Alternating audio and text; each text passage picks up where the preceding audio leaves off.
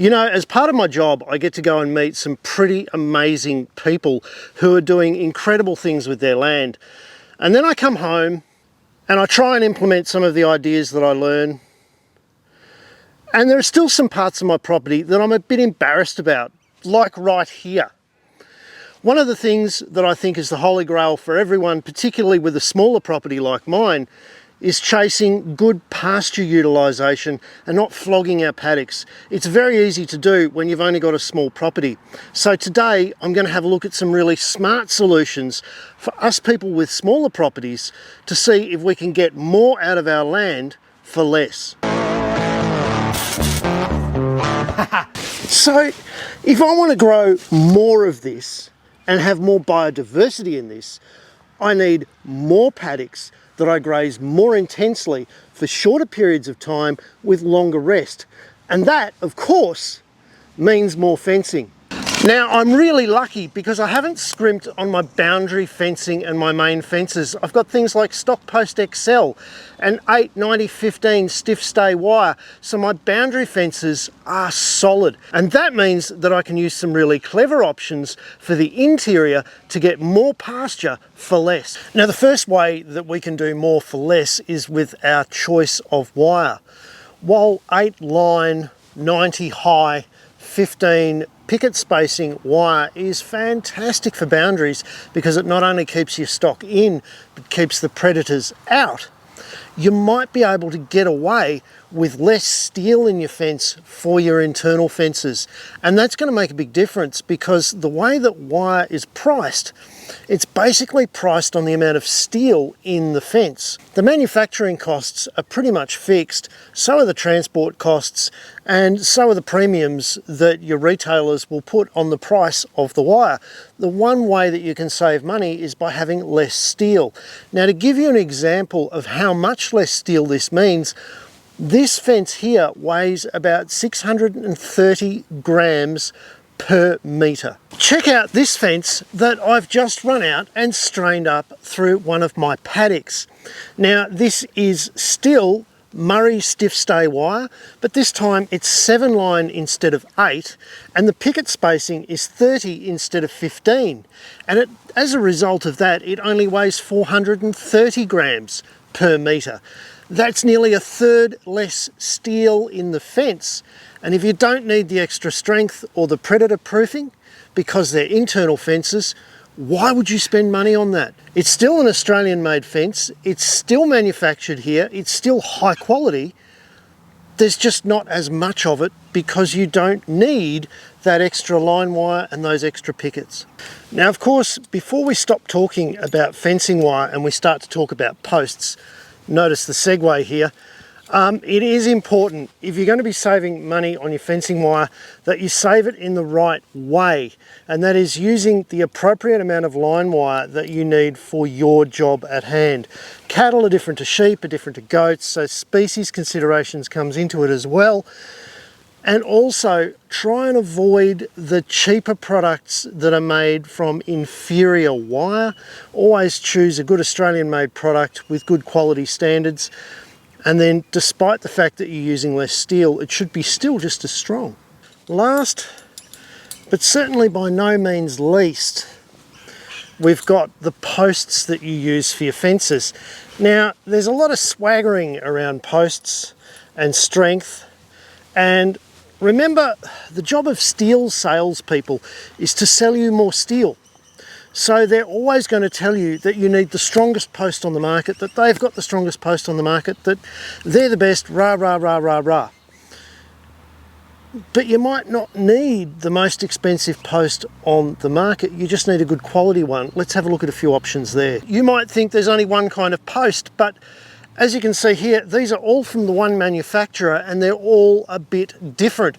So there's lots of different choices. Let's go through what these different posts are, what they offer, and then talk about what their perfect applications could potentially be. Now, as I said, these are all from the one manufacturer. They're all stock posts and they're all made of exactly the same steel. So in terms of what they're made of, they're identical. but they're very different. The first difference is quite obvious. It's either a galvanised coating or a dipped bitumen coating. Galvanisation is critical for things like electric fence earth wires. Dipped bitumen is actually a really good alternative for a range of soil types, but avoid any posts that are made out of painted bitumen. You really want your steel posts to be dipped with a thick coating, and it should feel quite rubbery and almost sticky to the touch long after they've been dipped. These posts will last a long time. Now, in terms of amount of steel, there's about 6 kilos in one of these 1.8 metre posts. So there's a huge amount of steel. It's quite ductile. Not that you'd know it, you'd have trouble trying to bend one of these. The reason why you'd buy something like this is for slight changes in direction or to reinforce the top of hills or down in gullies where you need a bit of extra strength in your fence. These posts are the big boppers, and they're the ones that are going to make your fence super strong and super heavy. So that's the XL. Now let's talk about your standard steel post for fences. This is the post that you're most likely to get shown if you go into a shop and you tell them that you need some steel fence posts. This is the stock post in 1.65. There's about 1.9 kilos of steel per lineal metre, so much less than the XL. But this is the one that is standard for the industry, and it's still made of the same steel with good ductility. It's just you're buying less steel and slightly shorter post. This is perfect for the majority of fencing options, and most people from cattle right through to goats will be using exactly this post. Once again, it's got the galvanised coating for use with electric fences or particular soil types, or you've got the dipped bitumen coating for that extra long-lasting coverage and strength. This doesn't need too much introduction. If you go to any fence in the country, you're likely to find it. This is the one that I'm using today.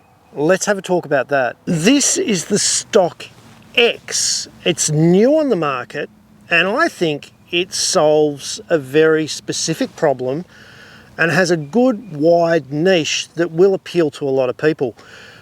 Once again, it's made out of the same steel as all of the rest of the posts in the stock post range. It's just got less of it. Instead of the standard size post having 1.9 kilos per lineal metre, this one shaves 200 grams of steel. It comes in at 1.7 kilos per lineal metre. It's not available in galvanised. It's only available in the dipped bituminous coating, so it still has quite a bit of protection around it.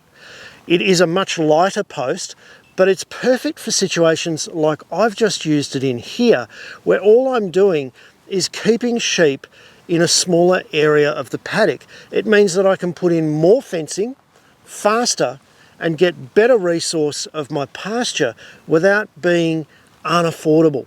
There's been a remarkable commonality with a number of the conversations that I've had with regenerative graziers, and that is that the better that they utilise their pasture, the more intensely that they graze, and the longer periods off grazing that paddocks get, the less pressure, counterintuitively, the less pressure their stock are putting on the fences.